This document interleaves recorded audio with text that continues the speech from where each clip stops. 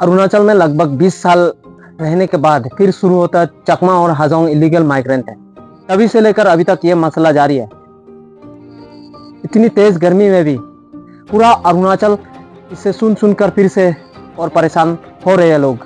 लगभग 40 सालों से कितने पीढ़ी आए और गए ये सुनते आ रहे हैं। हम तो अभी जन्म हुए हैं इसे समझ सकते हैं, लेकिन उससे हमारे जो पिताजी से पहले जो चलते आ रहा है कि चकमा हाजोंग गो बैक हर साल कहीं ना कहीं इसे चलता रहता है। असल में जो हमारे अरुणाचल के भाई बहन के लोग क्या ये सही में मुद्दा समझते हैं? क्या सही में चकमा और हाजोंग इलीगल माइग्रेंट है?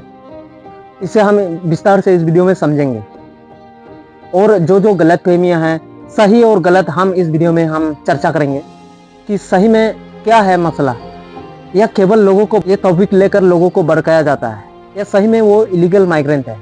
हम आज फैक्ट के साथ इस वीडियो को समझेंगे और ये सभी को समझना जरूरी है। हर अरुणाचली को, सभी परेशान हैं इस विषय को लेकर।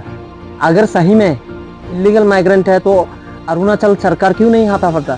क्यों 40 साल से भी ज़्यादा समय बर्बाद किया? ना तो सरकार अच्छा से इसमें काम करता है, ना लोकल लोग समझ रहे हैं, कोई नहीं समझ रहा है इसको, बस खाली मोनोपुलेट होता है मेरे ख्याल से। तो इस विषय को अच्छे से विस्तार से समझेंगे आज। नमस्कार दोस्तों, मैं हूँ प्रुख। मैं भी एक चकमा कम्युनिटी से बिलोंग करता हूँ। चकमा कम्युनिटी से बिलोंग करता हूँ ये समझकर गलतफहमियां मत पालना। मैं इस वीडियो के माध्यम से समझाने की प्रयास करेंगे। मेरे मन में सभी के लिए एक जैसा भाव है। हम एक पीसफुल इंसान है, तो पीसफुल इंसान की तरह हम इस विषय को चर्चा करेंगे। तो सबसे पहले इस विषय को समझने के लिए हमें थोड़ा सा इतिहास को भी जानना पड़ेगा।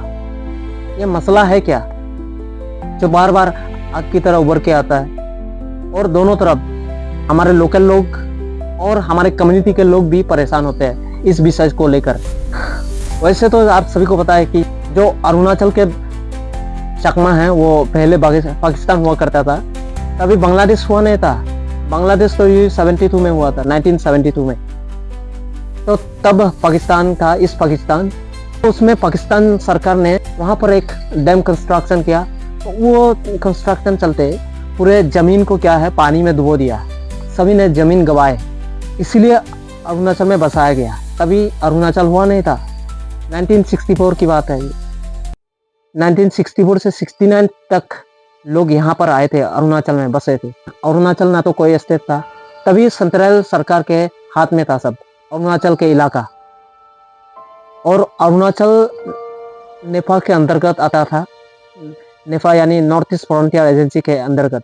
तभी सरकार नहीं लाया था, ना कि वो पैदल अपने मर्जी से आए। सरकार से दरख्वास्त की, अपील की, भारत सरकार शरण दे इसे चकमा लोगों को। कि सबसे पहले हम समझते हैं इलीगल कौन होता है और लीगल कौन होता है। मैंने बहुत सारे वीडियो पे कमेंट देखा कि इलीगल माइग्रेंट है चकमा लोग। तो सबसे पहले इलीगल को समझते हैं। इलीगल मतलब जो चोरी चुपके भारत में प्रवेश किया या बसने लगे यहाँ पर बिना सरकार के लाए, जो बसे हैं यहाँ पर चोरी चुपके, वो है इलीगल माइग्रेंट। और लीगल माइग्रेंट कौन है? जो सरकार ने लाया या पहले से बसे हुए हैं इस देश में, वो है लीगल माइग्रेंट। तो समझते हैं अब चकमा लोग लीगल है या इलीगल। देखिए, इसका बहुत बड़ा हिस्ट्री है, इसको समझना बहुत जरूरी है। सबसे पहले आते हैं 15 अगस्त 1947, यानी जब भारत आज़ाद हुआ था। उससे 2-3 महीने से पहले लोग, अभी जो बांग्लादेश है या जो चकमा लोग बसते थे चित्तागंग हिल ट्रैक्स थे, वहाँ से जो उसका चीफ था या राजा था जिसे कह सकते हैं, वो बहुत बार भारत सरकार में भेंट किया या विजिट किया। जैसे सरदार वल्लभ भाई पटेल जी से मिला, नेहरू जी से मिला, और ऐसे कई लीडर्स के साथ मिला, क्योंकि उन्हें भी भारत में शामिल होना था। भारत से एक ऐसी लगाव था, इसलिए भारत में बहुत बार जुड़ने की कोशिश की। लिहाजा ये हुआ कि 17 अगस्त 1947 को जब ये सुनने को आया ऑल इंडिया रेडियो के द्वारा हमारे पहला प्रधानमंत्री नेहरू जी से कि चित्तागंग हिल ट्रैक्स पाकिस्तान को दे दिया गया, तो सभी चित्तागंग वासियों को या चकमा लोगों को एक बहुत बड़ा झटका लगा कि भारत में शामिल क्यों नहीं किया गया। एक प्रकार से समझ सकते हैं कि चकमा लोग पार्टीशन का बहुत बड़ा शिकार हुए। बल्कि बहुत बार हमारे जो लीडर्स थे भारत के, जो इंडियन नेशनल कांग्रेस के लीडर्स थे, उससे काफ़ी बार मुलाकात किया, फिर भी उसका बात सुना नहीं गया। तो उसका नतीजा अभी तक भुगतना पड़ रहा है। जो मुद्दा आता है वही से शुरू होता है। अगर असल में देखे तो जो अरुणाचल का समस्या बोलो वही से शुरू होता है। जब से पाकिस्तान बना, पाकिस्तान बनने के बाद 17 अगस्त 1947 को जब पता चला कि पाकिस्तान के अंदर चला गया, उसके 2 दिन पहले हमारे चकमा लोग भारत के झंडा लहराए थे। उसे पता नहीं था कि 17 अगस्त 1947 को एक बहुत बड़ा झटका आने वाला था। 17 अगस्त 1947 को रेडियो में खबर सुनने के बाद कि पाकिस्तान में चला गया चित्तागंग इंटरेक्स, लोग शौक रह गए। जो पाकिस्तान सरकार था, देशद्रोही का थैग भी दिया गया। उसके बाद फिर चकमा लोगों को टॉर्चर किया, चकमा कम्युनिटी के महिलाओं को भी अत्याचार किया। चकमा कम्युनिटी को इतना टॉर्चर किया कि बोलने लायक नहीं है। महिलाओं पर अत्याचार, इनोसेंट लोगों पर अत्याचार, तो इस प्रकार का घटना हुआ। अलग अलग प्रकार के दुर्व्यवहार करना चकमा कम्युनिटी के साथ। और फिर यह मसला चलता गया। ना तो पाकिस्तान सरकार ने देखा, तभी भारत सरकार से अपील किया। इंडियन नेशनल कांग्रेस के तभी इंदिरा गांधी जी प्राइम मिनिस्टर था, और उसको समझाया कि जिस प्रकार पार्टीशन के टाइम लोगों को इतना परेशान हुआ, इतना तकलीफें हुआ, इस कारण ना हो, इसलिए हमें भारत में शरण दीजिए। हम भारत में आना चाहते हैं। उस डैम के चलते लोगों का जो घर डुबा दिया था, उस कारण भारत में लाया गया भारत सरकार ने, वो भी लीगली, ना कोई इलीगली। कोई चोरी चोरी चुपके चुपके नहीं आया था, बल्कि भारत सरकार ने लाया था लीगली। और लाने के बाद कहाँ बसाना था, तभी नॉर्थ ईस्ट फ्रंटियर एजेंसी के तहत हमारे जो नॉर्थ ईस्ट तभी का पार्ट है वो उसके अंतर्गत आता था। तो नॉर्थ ईस्ट में लाने के बाद फिर कहाँ बसाना था। अरुणाचल में 1962 के दौरान जो चलते वार को लेकर चाइना के साथ, उस वक्त एक डर का माहौल था।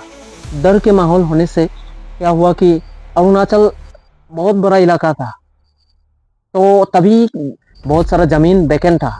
वैकेंट होने से सरकार को ये लगा कि अरुणाचल भी सेफ रहेगा, तभी अरुणाचल बनाने था। उस इलाके में नॉर्थ ईस्ट के अभी के जो अरुणाचल है उसमें बसाया जाए, और बल्कि पूरे सेटलमेंट के साथ फिर लाया गया, पूरे सुख सुविधा के साथ। जैसे लाने में जो खर्चा किया, जो यहाँ पर बसाने में खर्चा किया, इंडियन रिहेबिलिटेशंस एंड रिफ्यूजी एक्ट के अंतर्गत लोगों को आइडेंटिटी कार्ड दिया, राशन कार्ड दिया, गन लाइसेंस, नौकरी भी दिया। पूरे ज़मीन और पूरे लैंड के साथ चकमा लोगों को बसाया गया दायन वैली में। उस दौरान करोड़ों रुपया भी सैंक्शन हुआ था। कुछ लोगों को देखा नहीं गया। ये बात याद रखो कि तभी अरुणाचल नहीं बना था। अरुणाचल 1982 को ही बना था। तभी 1964 से जब आए, तभी ये एक बहुत बड़ा लंबा सफ़र था। तो अभी सवाल यह है कि चकमा लोग किस एंगल से इलीगल माइग्रेंट लगते हैं। क्या वो चोरी चुपके आए थे? क्यों लगता है यहाँ के लोकल को लीगल माइग्रेंट है? जो सरकार ने लाया पर सेटलमेंट दिया गया है, किस एंगल से लगता है कि वो इलीगल माइग्रेंट है? बल्कि सरकार ने लाए और सभी सुविधा के साथ बसा दिया गया। इस एंगल से सरकार इसके ऊपर काम करेगा? बताओ। असल में हमारे जो अरुणाचल के लोग हैं बहुत ही इनोसेंट है, या हम कह सकते हैं बहुत ही सीधे साधा है। इसलिए लोग उसका फ़ायदा बहुत उठाया। जो लीडर हुआ करते थे और लोगों को मैनिपुलेट किया, लोगों को इस्तेमाल किया अपने फ़ायदे के लिए, ना कि लोकल लोगों का फ़ायदा हुआ है। इस चकमा हाजोंग के इशू को दिखाकर लोग बहुत सारे अपने पर्सनल इंटरेस्ट में बहुत हासिल किए थे। यदि इतिहास को देखें, जब से आपसू शुरू हुआ है तभी से ये मुद्दा चलते आया है। हम कह सकते हैं 1980 से ही लेकर ये मसला शुरू हुआ है। बल्कि चकमा लोग 1964 में आए, 15-16 साल हो चुके थे यहाँ पर बसे हुए। फिर ये सवाल क्यों आया? तभी अरुणाचल भी बना नहीं था। हमारे अरुणाचल के भाई बंधु क्यों इस विषय को लेकर लोग पढ़ते नहीं हैं? मुझे समझ में नहीं आता है। मुझे सभी से दरखास्त है, कृपया पढ़े इस विषय को अच्छा से, तभी आप सभी को जानकारी मिलेगा और रियलिटी का पता चलेगा। जब रियलिटी का पता चलेगा आपको ये मुद्दा नहीं लगेगा। हम अपने मर्जी से नहीं आए थे।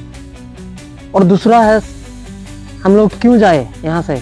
हमारा पूरा सेंटीमेंट यहाँ जुड़ा है। हम जब से हाथ खुले हैं तभी से अरुणाचल की खुशबू आता है हमारे अंदर से। हमारे अंदर अरुणाचल रग रग में बसा हुआ है। और जब हम लोग बाहर जाते हैं, बाहर की दुनिया या बाहर के स्थिति पर, लोग जब पूछते हैं कि कहाँ से आए हो, तो हम गर्व से कहते हैं हम अरुणाचल के हैं। हम अगर साउथ इंडिया पे जब काम करने के लिए जाते हैं तो पूछते हैं कि ये अरुणाचल कहाँ है? ये चाइना में है क्या? तो हम अच्छी तरीके से उसको समझाते हैं कि हम अरुणाचल के हैं, इंडिया के, असम से थोड़ा सा दूरी पर अरुणाचल एक स्टेट है हमारे भारत के। हम उसको समझाते हैं, गर्व से कहते हैं कि हम अरुणाचल के हैं। जब हम अपने ही स्टेट में आते हैं तो हमें इलीगल माइग्रेंट कहकर या गो बैक चकमा हजंग ये नारा लगाकर लोग हमें कितना भेदभाव करते हैं, ये एहसास जब खुद के ऊपर होता है तभी ये पता चलता है। तो हमें कितना हर्ट होता है, तो कितना दुख लगता है हमें कि हमारे स्टेट में ऐसा हो रहा है। क्या हम इंसान नहीं हैं बाकी की तरह?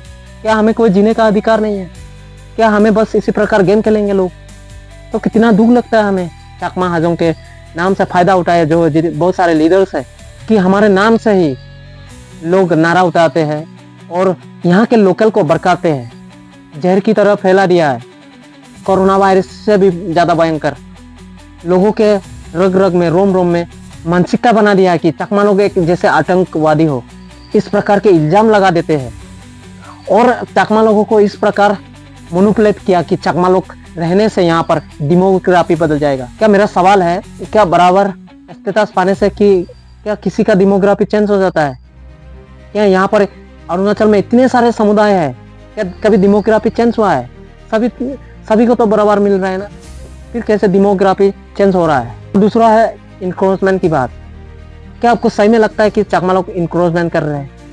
चकमा लोग तो अपने अपने में जगह में बसे हुए हैं। हमारे दायून इलाके में जो एक बहुत बड़ा नदी है, उसके चलते लोग कितने घर बर्बाद हुए पता है?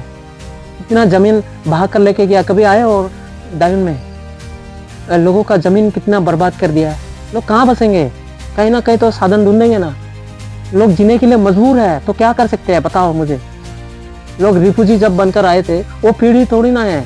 हमें थोड़ी ना पता है कि बांग्लादेश कहाँ है, कैसा दिखता है, हमें कुछ पता नहीं है बांग्लादेश। हम अरुणाचल में सांस लिया है, तभी से देख रहे हैं। अरुणाचल के बारे में अगर पूछोगे तो हम बता सकते हैं, थोड़ी ना हम बांग्लादेश के बारे में बता सकते हैं। हमारे आसपास इलाकों में दूसरे कम्युनिटी के पास बहुत सारे जमीन है, 100 एकड़ 200 एकड़।